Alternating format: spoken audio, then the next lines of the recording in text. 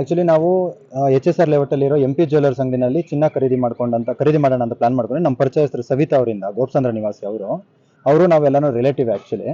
ಅವ್ರ ಮುಖಾಂತರ ನಾವು ಚಿನ್ನ ಪರ್ಚೇಸ್ ಮಾಡಬೇಕಂತ 26ನೇ ತಾರೀಕು ದುಡ್ಡೆಲ್ಲ ಅರೇಂಜ್ ಮಾಡಿಕೊಂಡು ನಾವು ಅವ್ರ ಮನೆ ಹತ್ರ ಹೋಗಿದ್ವಿ. ಬಟ್ ರಾತ್ರಿ ಒಂದು 7:30, 8, 9 ಗಂಟೆ ಆಗೋದ್ರಿಂದ ಇವತ್ತು ಹೋಗೋದು ಬೇಡ, 27ನೇ ತಾರೀಕು ಹೋಗೋಣ ಅಂತ ಹೇಳ್ಬಿಟ್ಟು 27ನೇ ತಾರೀಕು ಪ್ಲಾನ್ ಮಾಡಿ 10:15ಗೆ ನಾವು ಮನೆ ಬಿಟ್ವಿ.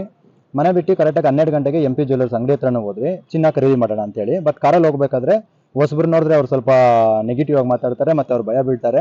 ನಮ್ಮ ಹತ್ರ ಅಷ್ಟೊಂದು ಚೆನ್ನಾಗಿ ಮಾತಾಡೋದಿಲ್ಲ. ಸೊ ಅದರಿಂದ ಬಂದ್ಬಿಟ್ಟು ದುಡ್ಡೆಲ್ಲನೂ ಒಳಗಡೆ ತಗೊಂಡೋಗಿ ಕೌಂಟ್ ಮಾಡಿ ಎಲ್ಲನೂ ಮಾಡಿದ್ದಾರೆ. ಅವರು ಒಳಗಡೆ 2 ಕೋಟಿ ರೂಪಾಯಿ ದುಡ್ಡು ತಗೊಂಡೋಗಿದ್ದಾರೆ. 2 ಕಾಟನ್ ಬಾಕ್ಸಲ್ಲಿ, 1 ಕಾಟನ್ ಬಾಕ್ಸಲ್ಲಿ 90 ಲಕ್ಷ, ಇನ್ನೊಂದು ಕಾಟನ್ ಬಾಕ್ಸಲ್ಲಿ 90 ಲಕ್ಷ, ಒಂದು ಬ್ಯಾಗಲ್ಲಿ 20 ಲಕ್ಷ. ಇಷ್ಟು ದುಡ್ಡು ಒಳಗಡೆ ತಗೊಂಡೋದ್ಮೇಲೆ ಒಂದು ಗಂಟೆ ಆದಮೇಲೆ ಹೊರಗಡೆ ಬರ್ತಾರೆ. ನಾನೇ ಅವ್ರು ಎಷ್ಟೊತ್ತಿಗೂ ಹೊರಗಡೆ ಬಂದಿಲ್ಲ ಅಂತ ಹೇಳ್ಬಿಟ್ಟು ಕಾಲ್ ಮಾಡ್ತೀನಿ. ದುಡ್ಡೆಲ್ಲ ಕರೆಕ್ಟಾಗಿದೆ ಏನು ಅಂತ ಕೇಳಿದಾಗ ಸವಿತಾ ಅವರೇ ಹೇಳ್ತಾರೆ ದುಡ್ಡೆಲ್ಲ ಕರೆಕ್ಟಾಗಿದೆ ಅಂತೇಳಿ. ತದನಂತರ ಅವರು ಹೊರಗಡೆ ಬಂದ ಮೇಲೆ ಅವ್ರೇನು ಹೇಳ್ತಾರೆ, ಒಂದು ಊಟ ಮಾಡ್ಕೊಂಡು ಬಂದ್ಬಿಡಿ, ಮಧ್ಯಾಹ್ನ 3:30 ಹಂಗೆ ಅವ್ರು ಸಿಗ್ತಾರಂತೆ, ಆಮೇಲೆ ಬೇಕಾದ್ರೆ ನಾವು ಇದು ತಗೊಳ್ಳೋಣ ಅಂತ ಹೇಳಿದ್ರು. ಆ್ಯಕ್ಚುಲಿ ನಾವು ಹೋಗಿದ್ದ ಪರ್ಪಸ್ ಏನಂದರೆ, ಆ ವಾರದಲ್ಲಿ ಬಂದ್ಬಿಟ್ಟು 12,700 ರೂಪಾಯಿ ಚಿನ್ನ ರೇಟ್ ಇತ್ತು. ಆ ರೇಟ್ ಕಡಿಮೆ ಇರೋದ್ರಿಂದ ಹೋಗ್ಬಿಟ್ಟು ನಾವು ಮತ್ತೆ ನಮ್ಮ ರಿಲೇಷನ್ ಅವರೆಲ್ಲರೂ ಸೇರಿ ಒಂದು ಚಿನ್ನ ಖರೀದಿ ಮಾಡೋಣ ಅಂತ ಹೋಗಿದ್ವಿ. ಬಟ್ ಅಲ್ಲಿ ಮತ್ತೆ ವೇಸ್ಟೇಜು ಸ್ವಲ್ಪ ಕಡಿಮೆ ಇದೆ ಅಂತ ಹೇಳಿದ್ರು ಅವರು. ಸೊ ಆ ಒಂದು ಉದ್ದೇಶದಿಂದ ನಾವು ಅಲ್ಲಿ ಹೋಗಿದ್ವಿ. ಮತ್ತೆ ಲಾಸ್ಟ್ 8:30ವರೆಗೂ ವೆಯ್ಟ್ ಮಾಡಿದ್ವಿ. ಅವ್ನು MP ಜ್ಯುವೆಲ್ಲರ್ಸ್ ಓನರ್ ಬಂದೇ ಇಲ್ಲ. ಮತ್ತೆ ಮ್ಯಾನೇಜರಲ್ಲಿರೋ ಬಜರಂಗಿ ಅವ್ರನ್ನ ಕೇಳಿದ್ವಿ, ಯಾರು ಬಂದ್ರು ಇಲ್ಲ ನಮಗೆ ಗೊತ್ತಿಲ್ಲ, ನೀವು ಓನರ್ ಹತ್ರನೇ ಮಾತಾಡಿ ಅಂತ ಹೇಳಿದ್ವಿ. ಓನರ್ ಲಾಸ್ಟ್ ರಾತ್ರಿ 9 ಗಂಟೆವರೆಗೂ ಫೋನು ಪಿಕ್ ಮಾಡಿಲ್ಲ. ನಾನೆಲ್ಲೋ ಇನ್ಕಮ್ ಟ್ಯಾಕ್ಸಲ್ಲೆಲ್ಲೋ ಆಫೀಸಲ್ಲಿ ಇದ್ದೀನಿ, ನಾನು ಬರೋದಕ್ಕಾಗೋದಿಲ್ಲ, ನಾಳೆ ಬನ್ನಿ ಅಂತ ಹೇಳ್ತಾರೆ. ಮತ್ತೆ 28ನೇ ತಾರೀಕು ನಾವು ಸೇಮ್ ಅದೇ ಇದರಲ್ಲೇ 3 ಜನನು, ಯಾರೋ ಸವಿತಾ, ಡ್ರೈವರು, ನಾವು 3 ಜನನು ನಾವು ಬರ್ತೀವಿ. ಮತ್ತೆ ಬಂದಾದ್ಮೇಲೆ ಮತ್ತೆ ಅವರು ಸವಿತಾ ಅವ್ರು ಯಾವುದೋ ಸಾವಾದ ಕಾರಣ ಅವ್ರು ಮತ್ತೆ ರಿಟರ್ನ್ ಹೋಗ್ಬಿಡ್ತಾರೆ. ನಾನು, ಡ್ರೈವರು, ಮತ್ತೆ ಅವ್ರ ಜೊತೆ ಯಾರೋ ಮೋಹನ್ ಅಂತ ಒಬ್ಬ ಬಂದಿದ್ದ, ಅವ್ರು 3 ಜನನು ನಾವು ಅಲ್ಲೇ ನಿಂತು ಕೇಳ್ತೀವಿ. 12 ಗಂಟೆ ಸಮಥಿಂಗ್ ಏನೋ ಅವನು MP ಜ್ಯುವೆಲ್ಲರ್ಸ್ ಓನರ್ ಬರ್ತಾನೆ, ಮತ್ತೆ ಅವ್ರ ಮಗನೂ ಬರ್ತಾನೆ. ನಾವು ಕೇಳಿದ್ದಕ್ಕೆ ದುಡ್ಡು ಕೊಟ್ಟಿದ್ವಲ್ಲ ಚಿನ್ನ ಹೇಳಿದೆ ಅಂದರೆ, ನಾನು ಸವಿತಾ ಅವ್ರ ಹತ್ರ ಮಾತಾಡಿದ್ದೀನಿ, ನೀವು ಹೋಗ್ಬೋದು, 5ನೇ ತಾರೀಕು ಮೇಲೆ ಬನ್ನಿ ಅಂತ ನಮಗೆ ಉಡಾಫೆ ಉತ್ತರ ಕೊಟ್ಟ.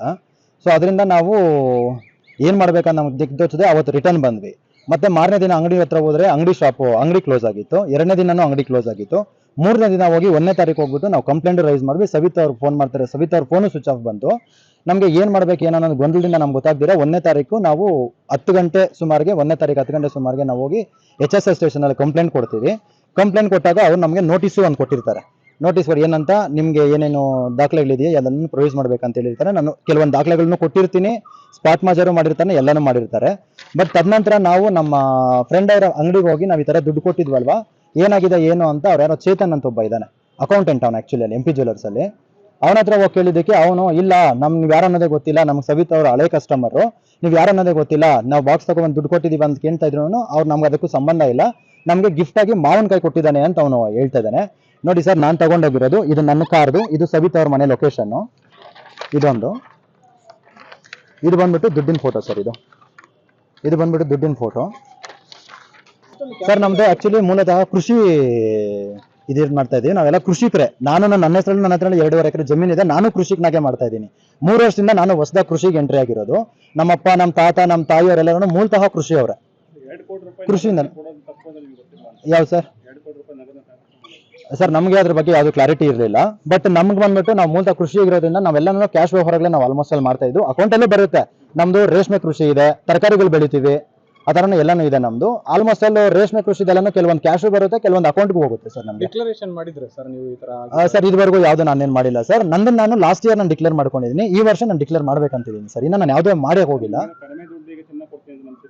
ಸರ್. ನಮಗೆ ಕಡಿಮೆ ಚಿನ್ನ ಅಲ್ಲ, ಆ ವಾರದಲ್ಲಿ ಬಂದು 12,700 ರೂಪಾಯಿ ಚಿನ್ನ ಇತ್ತು. 12,700 ರೂಪಾಯಿಗೆ ಅದೇ ರೇಟ್ ಕೊಡ್ತೀನಿ ಅಂತ, ಮತ್ತೆ ವೇಸ್ಟೇಜ್ ಸ್ವಲ್ಪ ಕಡಿಮೆ ಮಾಡ್ಕೊಡ್ತೀವಿ. ವೇಸ್ಟೇಜ್ ಕಡಿಮೆ ಮಾಡ್ತೀವಿ ಸರ್. MP ಜ್ಯುವೆಲ್ಲರ್ಸ್ ನಮಗ್ ಪರಿಚಯಸ್ಥರಾದ್ರೆ ಸವಿತಾ ಅವರು ತಗೊಂಡೋಗಿ ದುಡ್ಡು ಕೊಟ್ಟಿರೋದು ನಿಜ, ನಾನು ನೋಡಿದ್ದೀನಿ. ಮತ್ತೆ ಬರ್ಬೇಕಾದ್ರೆ ಅವ್ರು ನಮ್ಮ ಜೊತೆನೆ ವಾಪಸ್ ಬಂದ್ರು. ಬಟ್ ಅವ್ರು ದುಡ್ಡು ತಗೊಬಂದಿಲ್ಲ. ದುಡ್ಡು ಹೋಗಿರೋದು MP ಜ್ಯುವೆಲ್ಲರ್ಸ್ ಒಳಗಡೆ. ಅವನು ಮಾವನಣ್ಣ ಅಂತ ಹೇಳ್ತಿದ್ದಾನಲ್ವಾ, ಇಲ್ಲಿ ನೋಡಿ ಮಾವನಣ್ಣ ಆದ್ರೆ ಇದು MP ಜ್ಯುವೆಲ್ಲರ್ಸ್ ಒಳಗಡೆ ಇರೋ ಫೋಟೋ. ಇದು ನಮ್ಗೆ ಈ ಫೋಟೋ ಬಂದು ಅವ್ರ ಸ್ಟಾಫ್ ಕಡೆನೇ ನಾವು ತಗೊಂಡಿದೀವಿ. ಇದು ನೋಡಿ, ಇದು ದುಡ್ಡು ಅನ್ನಿಸ್ತಾ ಇರೋದು ಇವರೇ MP ಜ್ಯುವೆಲ್ಲರ್ಸ್ ಮಾಲೀಕರು. ಇಂದ್ರಜಿತ್ ಅಂತ ಅವರು. ಅವ್ರ ಮಗನೂ ಇದ್ದಾರೆ ನೋಡಿ ಸರ್.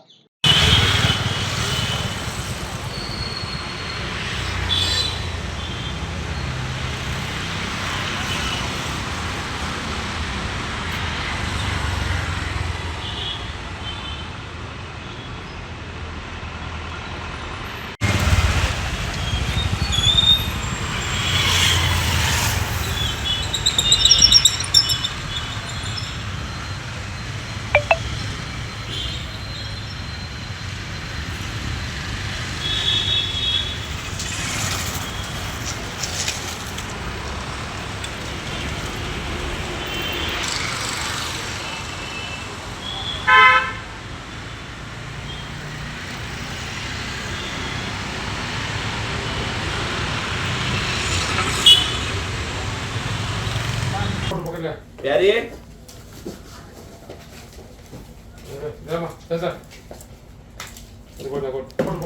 ಪ್ಯಾರಿ Sensor.